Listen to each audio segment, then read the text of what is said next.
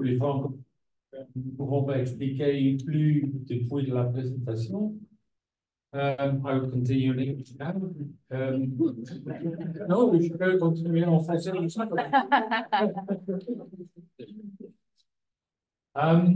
Last presentation and specifically also the last interaction between all of you indicated that the last mile is absolutely very complicated. Luckily, we are going to talk how to get to the last mile and to explain a bit more. Over the last years, some of you know already Barren Weather, have seen us at the previous shows also. So I'm not going to explain a lot about what we are doing. Once again, you can come to our booth and we can discuss much more in detail what we do about our solutions, services, and products. What we do in early warnings for all is a few things. Firstly, we do forecasting. Forecasting based on our WRF enhanced model. Once again, explain much more about it because we want to go to much more vivid presentation. But what we do, for instance, in Indonesia is a combined model. Numerical water prediction, meteorological forecasting, hydrological modeling, and coupled marine modeling. A combination of the world's largest model running presently in a country with more than 17,000 islands. And you can understand that water, marine, has an impact on land and vice versa.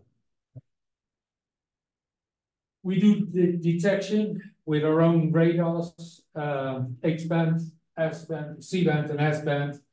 And we can give a much more explication about the difference in radars, specifically also in the tropical environments where the S-band radar supersedes both the X and the C-band.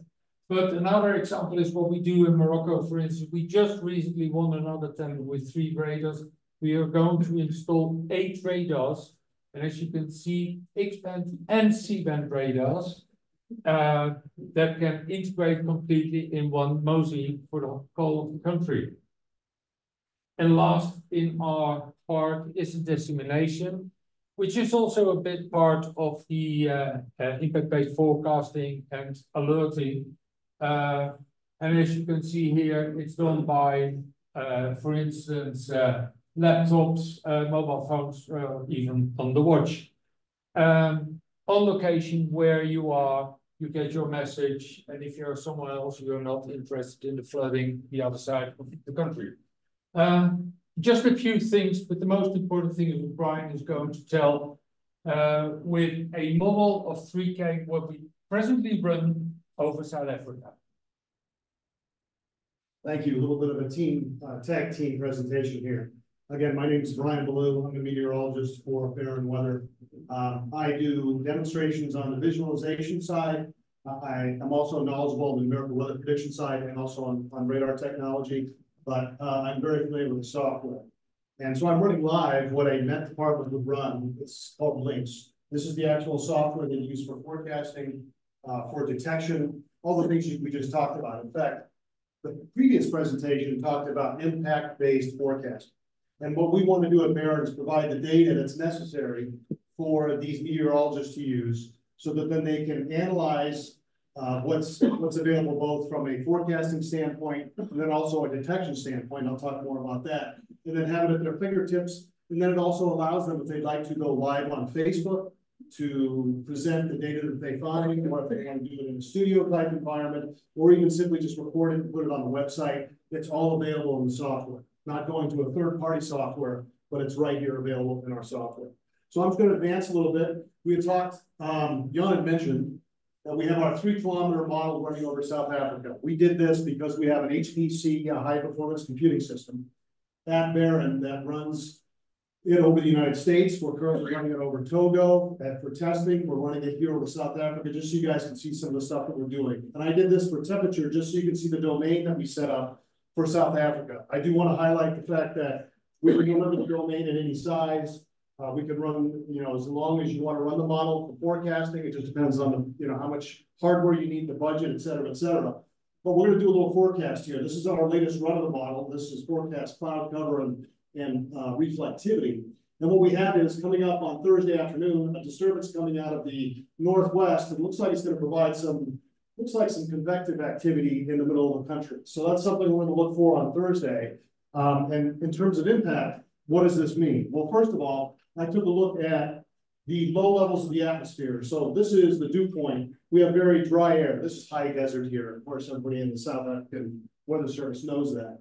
But this dry air is going to keep much of the rainfall from reaching the surface. We're going to have what's called virga in the United States, or rain evaporating before it hits the ground. You can actually see the humidity come up here, and that's because the rain is evaporating before it hits the ground. So it may look like we have a situation that requires some attention because of flooding, but here's our rain accumulation.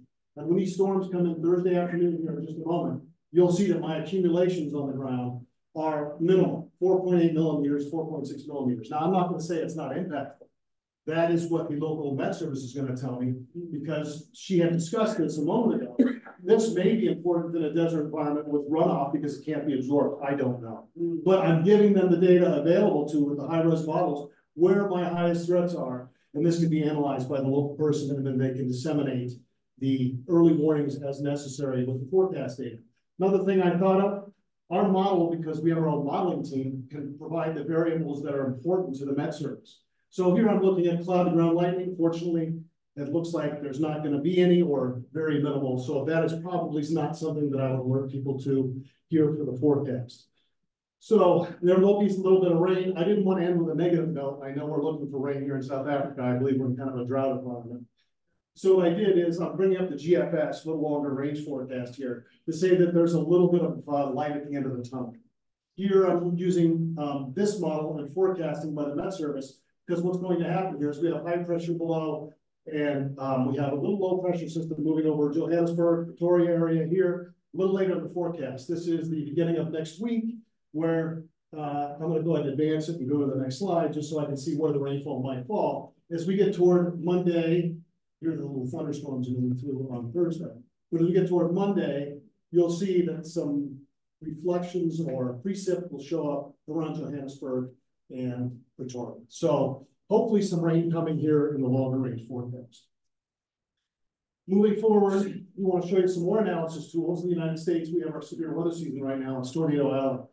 Looks like we have a severe weather situation coming up on Thursday for central parts of the country with big thunderstorms. Because we run the model at 3-kilometer resolution, we can run it at whatever resolution that your Met Service needs.